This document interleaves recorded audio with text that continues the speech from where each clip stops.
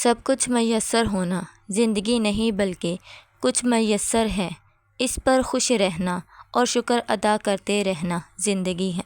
جب آپ کو معلوم ہو جائے کہ جسے آپ چاہتے ہیں اس کے لیے آپ پہلی ترجیح نہیں ہیں تو لڑنا بند کر دیں، کیونکہ اس احساس کے آگے اذیت کی ندیاں بہتی ہیں۔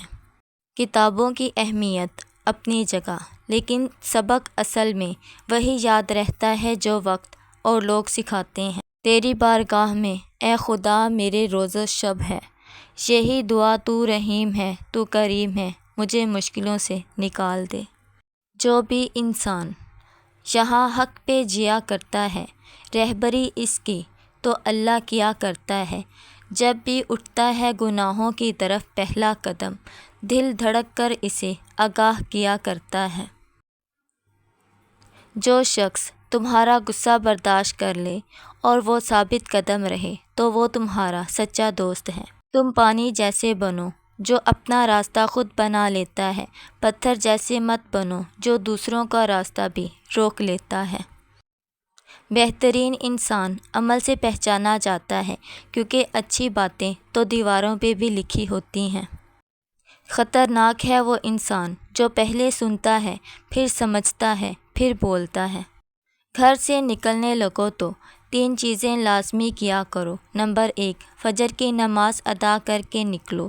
نمبر 2، گھر سے نکلتے وقت ایک نوالا نمک کے ساتھ کھا لیا کرو۔ نمبر 3، نیت صاف اور ماں باپ کو راضی کر کے نکلا کرو، ممکن ہی نہیں کہ کبھی ناکام ہو کر لوٹو۔ کسی زمانے میں روزانہ رات کو باقاعدگی سے ابو کی ٹانگیں دباتا اور سر کی مالش کرتا تھا، پھر لیپ ٹاپ اور اینڈرائیڈ موبائل آیا اور اس فریضے کو گویا بھول ہی گیا۔ پچھلے دنوں ابا جی ایک لمبے سفر سے لوٹے تو تھکن کی وجہ سے چال میں کچھ لنگڑاہٹ سی محسوس ہوئی۔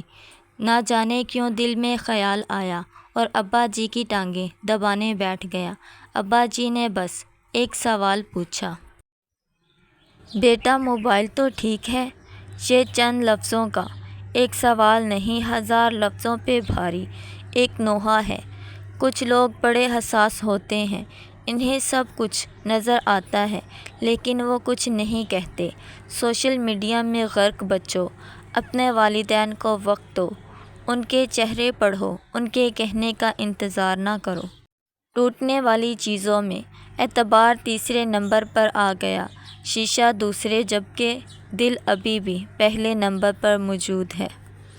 حضرت علی رضی اللہ تعالیٰ عنہ سے پوچھا گیا، یہ کیسے پتہ چلے گا کہ جو پریشانی یا مصیبت ہم پر آئی ہے وہ اللہ پاک کی طرف سے آزمائش ہے یا ہم پر اللہ پاک کی طرف سے سزا ہے؟ آپ نے جواب دیا، جو مصیبت تجھے اللہ پاک کی طرف لے جائے وہ آزمائش ہے، جو مصیبت تجھے اللہ پاک سے دور کر دے وہ سزا ہے۔ جب کوئی آزمائش شروع ہوتی ہے تو اس وقت تک ختم نہیں ہوتی جب تک اس سبق کو سیکھا نہ جائے جو اس میں پوشیدہ ہے۔ ایک روز حضرت جبرائیل علیہ السلام آپ حضور صلی اللہ علیہ وآلہ وسلم کے پاس آئے اور کہا کہ میں دنیا کے سارے درختوں کے پتے گن سکتا ہوں، پانی کے قطرے اور ریت کے سارے ذرے گن سکتا ہوں، لیکن اس شخص پر اللہ پاک کی رحمتوں کی تعداد نہیں گن سکتا ہوں جو آپ صلی اللہ علیہ وآلہ وسلم پر درود بھیجتا رہتا ہے۔ بے شک میرا رب وہ ہے جو انسان کی روح کے اندر کی اذیت کو جاننے والا ہے۔ اتنا تو حوصلہ میرے جذبوں کو دے خدا، میں تلخی حیات کا شکوہ نہ کر سکوں، شبنم کی طرح گر کے بھی خاموش ہی رہوں، خوشبو کی طرح درد کا چرچا نہ کروں۔ اللہ پاک کی حد توڑنے پر اللہ پاک کچھ نہیں کہتا، مگر وہی حد آپ کو بے حد بے انتہا توڑ دیتی ہے، اور پھر رب ہی ہوتا ہے جس سے رجوع کرنے پر وہ آپ کو جوڑتا ہے، اور تم رب سے بڑھ کر اپنا کسی کو نہیں پاؤ گے۔ ایسی پریشانی جس سے بندہ اپنے رب سے رجوع کرے اس خوشی سے بہتر ہے جس کی وجہ سے بندہ اپنے خالق سے دور ہو جائے۔ اللہ پاک کی پکڑ انسان کی اکڑ کو ایک جھٹکے میں نکال دیتی ہے، اس سے پہلے کہ ٹوٹ جاؤ، جھک جاؤ۔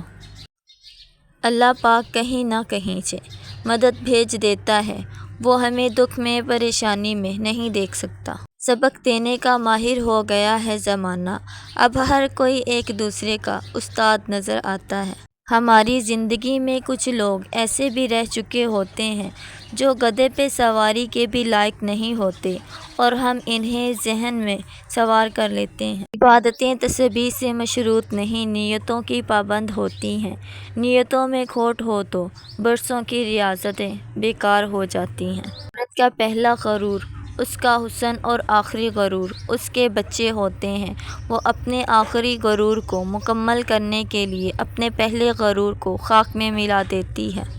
اگر شوہر کا مزاج اچھا نہ ہو، ہر وقت لڑائی جھگڑا ہی کرتا رہتا ہو تو یا قدوسوں کو مہینے میں ایک بار جمعے کے روز 100 مرتبہ پڑھ لیں۔ اول آخر 3 مرتبہ درود شریف لازمی پڑھنا ہے۔ یہ پڑھ کر پانی پر دم کریں اور اپنے شوہر کو پلا دیں، انشاءاللہ تعالی ان کا مزاج اچھا ہو جائے گا۔